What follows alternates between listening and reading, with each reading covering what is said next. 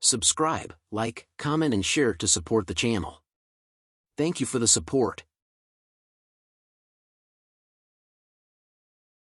The story begins with a voice asking if you guys wanted to hear something interesting. The voice says that there is just one human being all the top-level gangs in the world fear the most. It was a man that they called Pietro, similar to John Wick, but the surprising thing about this killer is that he is an old man in his 60s. The scene changes to a young man bleeding on the ground. He was seen talking to a man that stood in front of him. He talked about if things had continued like normal, he would have left his mark as a legend. But there are now thousands of killers after him, and he has lost all his money too. He then asks the figure if he thought that it was really pathetic. The figure was wearing a costume mask. The man continues to tell the figure that the legend, who was loyal to his organization, is now under threat of being killed. He soon asks the figure if he was that legend. The legend called Pietro. It's revealed that numerous dead bodies surrounded the man wearing the mask as he scratched his ear. The bleeding man continues to say that it doesn't make any sense. There were thousands of eyes on him and going after his head, but somehow he was still not dead,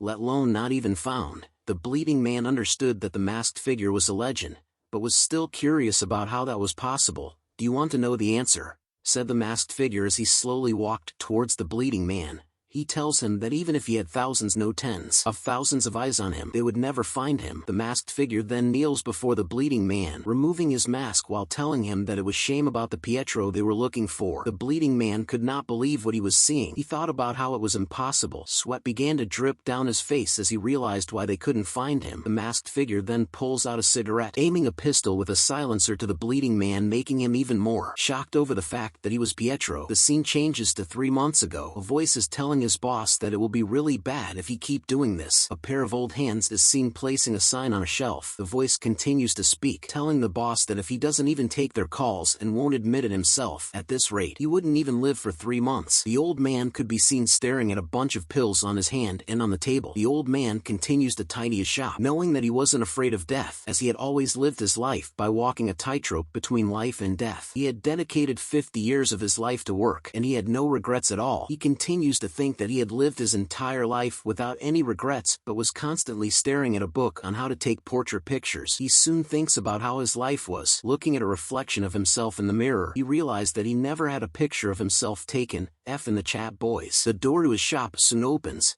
A young high school girl enters and greets the old man. She tells him that she was here as she wanted to get some middle school textbooks. The old man didn't respond straight away, but paused silently for a moment before turning around with a smile on his face and says welcome. He tells her that they have all the books except the ones they don't. She then asks if he had any middle school textbooks. The old man replied that they had editions from the 1960s to 2020, including the ones for other nations. He then asked her what year she wanted. She tells him that she needed the most recent one. She informs him that the textbooks were for her younger sibling. The old man took note of that and began to look for her textbook while asking her if she went to the high school across the street here. She tells him yes. The old man then points out that she must be in her last year as he had saw her tag color. The young girl was impressed and asked if he knew the name tag colors too. The old man laughs and informs her that he knew everything about the neighborhood. But then she realizes something. She looks at what the old man had brought out. It was a stack of textbooks that were new and covered in plastic. She tells him that this was not what she wanted. She continues to tell him that she only had 1,001, so she couldn't buy all of this, plus they were brand new as well. The old man tells her that he didn't need it anymore, so he just wanted to give it to her. But the young girl was still hesitating to take his offer. This made the old man rip the plastic cover off the textbooks. That's when he tells her that the textbooks were now used and of lesser value. She tells him that he didn't need to be so nice, but the old man replies that he could tell from her eyes that she really loves her younger sibling. So be nice when you can, or you'll end up regretting it, said the old man. The young girl soon became flustered over what to call the old man as. The old man then tells her to just call him boss, as this was how Koreans refer to shop or business owners in general. She then asks him if he had any regrets. This question made the old man stop what he was doing. Was a sad look on his face. He tells her that he had a lot of regrets as he had lived a long life. A past memory is seen where a little girl is crying and being pulled away. A voice shouts out that they couldn't do anything about it, and that this was the only way that he and his daughter could both live. The memory ends as the old man tells the young girl that there is nothing you can do about what's already happened. He was sure that she wouldn't get what he means right now, so he advises her to be nice to her younger sibling, and to not do anything she'll regret. He then tells her to go back while she could. Then I won't kill you, said the old man. The young girl held a knife in her hand as she stood on top of the counter. Her face was filled with shock over how the old man knew about what she was going to do. The old man continues to speak, telling the young lady that he knew the faces of all the students from that school, but he didn't recognize hers, so he had to at least check. He then asks her if she said she was in her last year. He then tells her that it was a shame for her, as it has only been 2 years since the school across was built. Damn it, thought the young girl as she recalled what she said to the old man earlier. The old man reveals to her that he was a person who has smelt blood all his life, and asked her if she thought she could cover the scent of her dagger with perfume. The young girl immediately went in for the kill, thinking that the old man knew from the start, which left her with no choice now. But just as she was about to attack him, she thought about how she was the one was holding the knife, but somehow it felt like she was the one who was going to die. The old man gave out major main character vibes as he stares at her. The old man releases his hockey powers, which startles the young lady. Instead of attacking him, she took a defensive stance. The old man then places the textbooks that he had wrapped onto the counter, telling her to take the books as he knew that she wasn't lying about her younger siblings. He continues to tell her that he had worked in this field for 5 decades, so he can tell just from the eyes if she was lying or not. He then asks her if she was from the honor orphanage like him and realized that they still teach the same things now. Hearing that question made her flustered, which reveals the answer to his question. Seeing her flustered made the old man realize that she hadn't learned this lesson yet. He talked about how if their organization fails at a volunteering project, that means it's time for Plan B, he says as he lunges towards the young lady. He grabs onto her throat in an instant and brought her to the back of the shop. As he held onto her throat, the young girl wondered about what the Plan B was that he talked about earlier, when all of a sudden, 2 unknown men appeared from above. They instantly began to shoot at the old man and the young lady, but he was fast enough to dodge their attacks as he leaped forward while covering the young lady. As they land on the ground, he tells her that if she fails her mission, even the volunteers need to be eliminated. As she laid on the ground, she realizes something. The old man was bleeding from his torso. The unknown men started to shoot again at the old man and young girl as they run for cover through the store. The old man turns around to face the 2 men with a pistol in hand, but the unknown men had managed to capture the young lady. The old man was shocked to see this. One of the men took the chance to punch him straight in his face.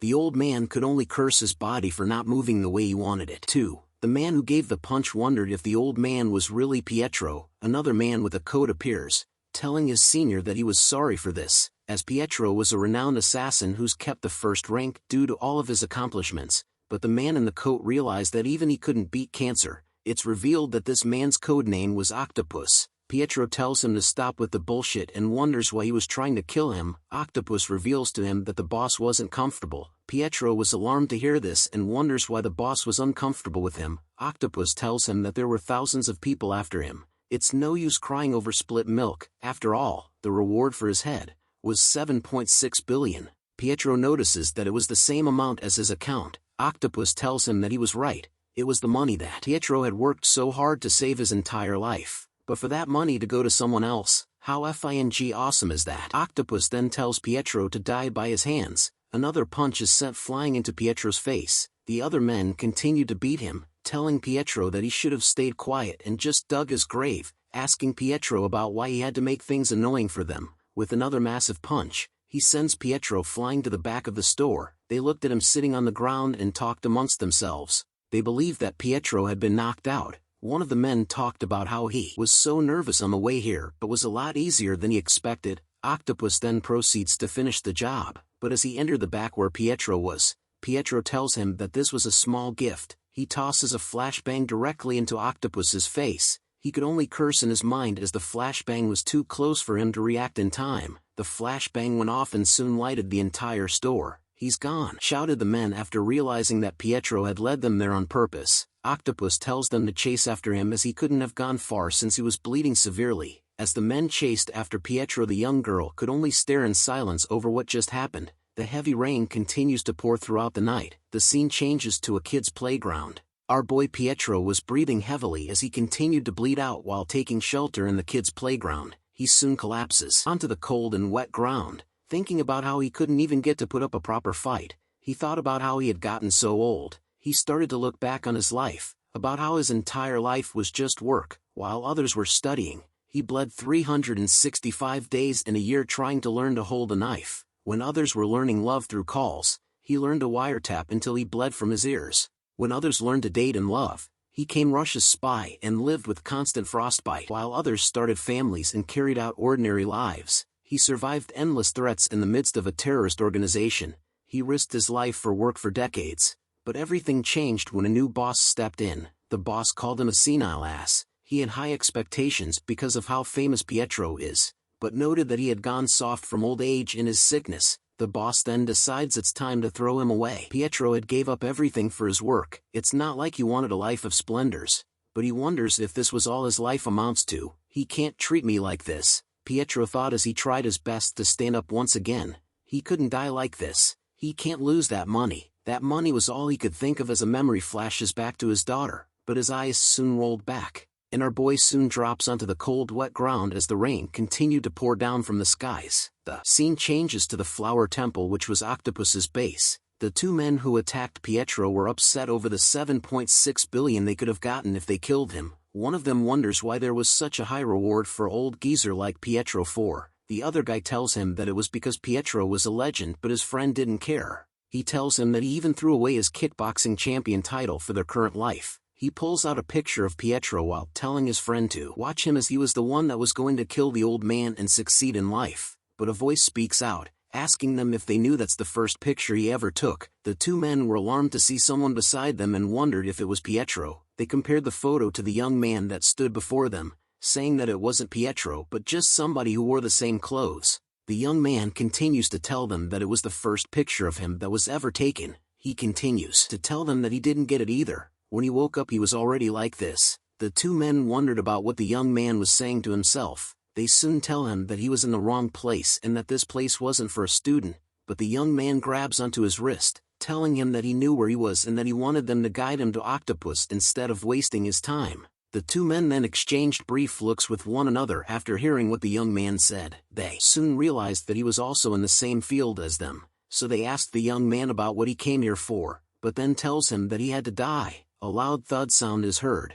The man who threw the punch was caught off guard for something. He couldn't believe that the young man was able to stop his powerful punch. Look at those veins. The man wondered how he was so strong and that he was able to block it with just one hand. But the young man's expression couldn't be seen. A flashback is replayed from when Pietro had been punched in the face by the same man. "Yes, I am," said the young man. He then squeezes the fist belonging to the man, which causes him to scream in pain. His friend took a knife and started to attack the young man from the back, but the young man sends out multiple punches that landed on various parts of the knife-wielding asshole's body. The man who threw the punch then grabs a knife. Asking the young man about where he came from, the young man tells him that being good with the knife is third-rate. The man soon wondered what the hell was going on. The young man continues to tell him that being good with all weapons is second-rate, and first-rate is the ability to use anything as a weapon. The young man had selected an octopus tentacle as his main weapon. John Wick has his pencil. Our boy has his octopus tentacle. The man couldn't believe that he was going to use an octopus tentacle. He lunges towards the young man, asking him about what he was talking about, but the young man snaps the knife off of his hands with the octopus tentacle. The man couldn't believe what he was seeing. The young man soon moves behind him and wraps the octopus tentacle around his neck. It causes the man to gasp for air. The young man begins to travel around the kitchen with the man tied to the octopus tentacle. They soon reach the steaming, boiling hot pot of food. The young man then slams him headfirst straight into the pot of food. The man could tremble in pain as he laid on the ground, asking the young man about who he was. The young man then picks up the photo on the ground. The scene changes to when it was introduced that Pietro had a bounty of 7.6 billion for his head, and that it was revealed that there were thousands of people after him. Octopus' disgusting face was shown again from when he asked him to die by his hand.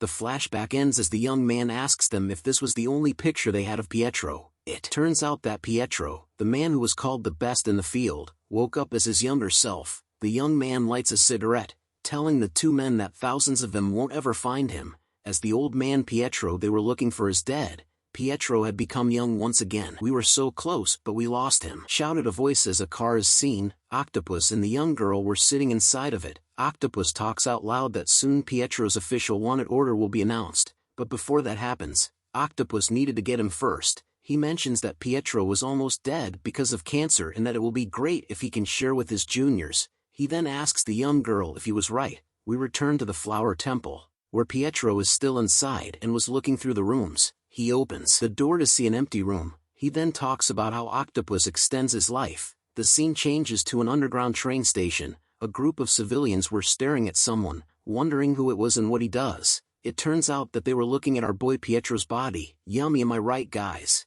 Pietro looks at his reflection in the mirror, wondering how this makes sense as he touches his face. He realizes that the bullet wounds that penetrated his abdomen had disappeared, along with the cancer cells that were sucking his life away were gone as well. Pietro knew that this wasn't his imagination. He had really become his younger self. He continues to wonder about how something like this happened. He didn't know why this happened, but was sure that they won't be able to recognize him now. No matter where they go, there should be traces of Piero, but the old Pietro that they're looking for will be nowhere to be found. But more importantly, Pietro needed to buy some clothes. Our boy's body is too thick. Look at his clothes hanging on for dear life. A voice catches his attention as it tasks whether Habin's 80 million won payment for the commercial had came through. Another voice replied saying that the account balance was still only 100,000 won. It turns out that the voices belonged to two men who were smoking in the toilet. They continued to talk about Habin, who didn't have enough money for his bitch of a mom's medicine who was about to die. The friend laughs and tells him that Habin should have read the contract properly. They talked amongst themselves about how they used the money to buy branded goods,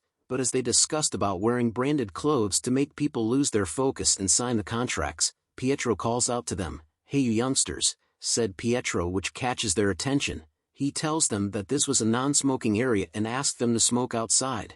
The two gangsters wondered who Pietro was. One of them pointed their cigarette towards him, warning him that if he disrespects them, then they were going to beat him the F up. But all Pietro wanted to know if there were any other smokers besides them. The other gangsters soon started to hit Pietro's head, telling him to get lost and that since he was in a good mood today, he was going to let him go. Pietro decides to walk away, knowing that he shouldn't waste time on these guys, so he decides not to waste time and end this quickly. Our boy had locked the door to the toilet, just like that scene from Kingsman. Pietro then walks back to the two gangsters. He pulls up the sleeve of his shirt, revealing his jacked arm as he tells the gangsters that he was going to show them what happens when they disrespect the adults in Korea, a country of courteous people. The gangster couldn't believe that Pietro was still talking to them in an informal tone. He decides that they should kill him today. He raises his hand up and tells Pietro to come here, with his left arm hitting his neck and his right arm hitting his stomach at the same time. The combined attack left the fat gangster speechless. He soon falls over after being hit by Pietro. The other gangster immediately takes out a knife while asking Pietro about if he knew who he was.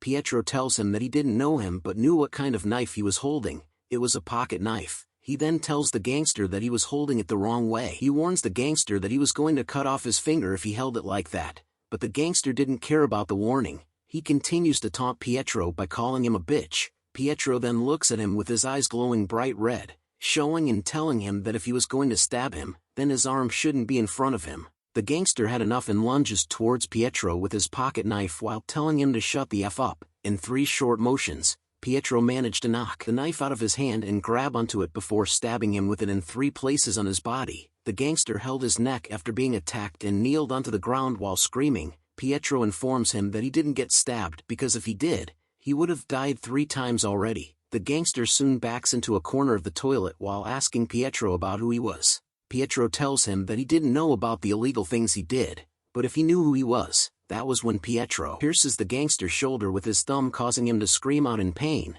He warns the gangster that he needed to die here if he knew Pietro's identity. The gangster had peed himself. Pietro sees this and realizes that his pants won't do. He then tells the gangster to stay on the right path from now on. Pietro then opens his bank account to see that it was empty. His entire 7.6 billion won was gone. Look at our boy dressed like John Wick. He continues to stare at his phone as he walked, thinking about how he told them not to touch that money. His face was filled with a determined look as he decided how much those guys were worth to him now. As he continued to walk, he overheard a student couple talking about how they had gotten a scholarship from the Glory Group. This causes a flashback into Pietro's past. He had grew up in the Honor Orphanage, a place that was managed by a small religious facility, and now, 50 years later, it has become a huge cartel that spread its influence in numerous political places, using the Glory Group as a mask, and since it was the company that he brought up, he needed to dissolve this company. The scene changes to an old storage unit. A man was sitting alone while being surrounded by meat. He asks somebody a question on why he came alone to get him. Turns out it was Octopus. He tells the man that was sitting that since he wasn't Pietro, there was no need to bring anyone else. The The man laughs at his reply, telling him that the guys from Glory Group were being so greedy and that if they had trusted Pietro, they would all have died early. But Octopus didn't care if he died early or not. He tells the man that they should stop the conversation here now and end this quickly. He asks the man if he knows that finishing it quickly will be less painful, but the man continues to laugh and calls Octopus a child. He tells Octopus that he had basically set up a festival for him. Octopus was now surrounded by a bunch of grown men, not in a porno way. These guys were from the Vacna Mercenary, the best civilian military enterprise in the West since 1984. The man knew that Octopus wasn't one of the 12 disciples of Glory Club, which made him wonder why Octopus was being so arrogant. He then tells his mercenaries to get going as their guest was waiting. He tells them to treat him well. The mercenaries that surrounded Octopus immediately rushed towards together, but Octopus simply stood still as they came closer to him. After some time, the man was seen shivering in fear as he sat on the floor. He calls it impossible. He continues to shake in fear, wondering how a human could do that. Octopus looks at him and tells him that for someone who prepared the feast, it was a lot blander than he thought.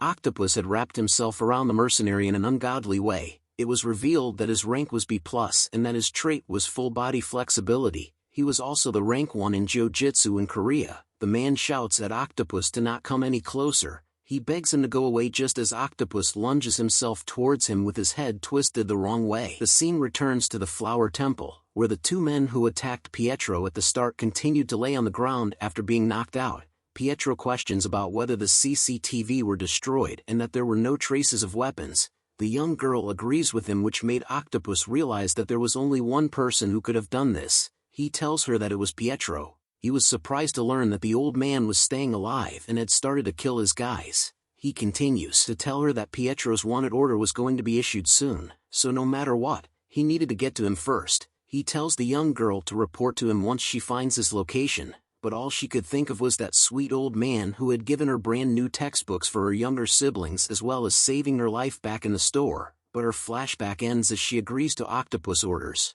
They soon open the door to a room. A servant was with Octopus and the young lady. He spots something and noted that they were not open today. He asks our boy about what brought him here and if he had a meeting with them. Pietro tells them that he didn't, but he does have a grudge. Octopus wondered if he got pressured for his credit. Pietro tells him yes and that it was a large amount. He tells him that it was about 7.6 billion. Octopus continued to wear a smile on his face, but it soon became serious as he orders his man to close the doors. Octopus figures that the young man who sat in front of them was connected to Pietro, but even if he wasn't, Octopus ensures Pietro that he wasn't getting out of here alive now. But Octopus felt that something was off. He looks at the young man, wondering how much he knew about Pietro as he was sure that he was a part of their club, but they had no information on this guy. Octopus continues to wonder if the young man in front of them was Pietro's hidden son or disciple, but knew that's not it as Pietro was always alone. An intense eye-staring contest soon began between Octopus and Pietro. Octopus then points two fingers up, telling Pietro that he was going to give him a chance to live as he had two choices.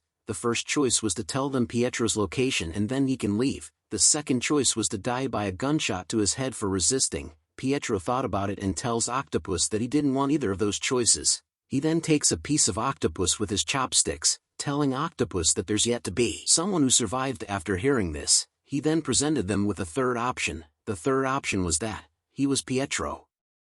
Thanks for watching the latest part from the voice of Manhwa. Subscribe for more content and don't forget to comment below what you want to see in the future. Like and share for more.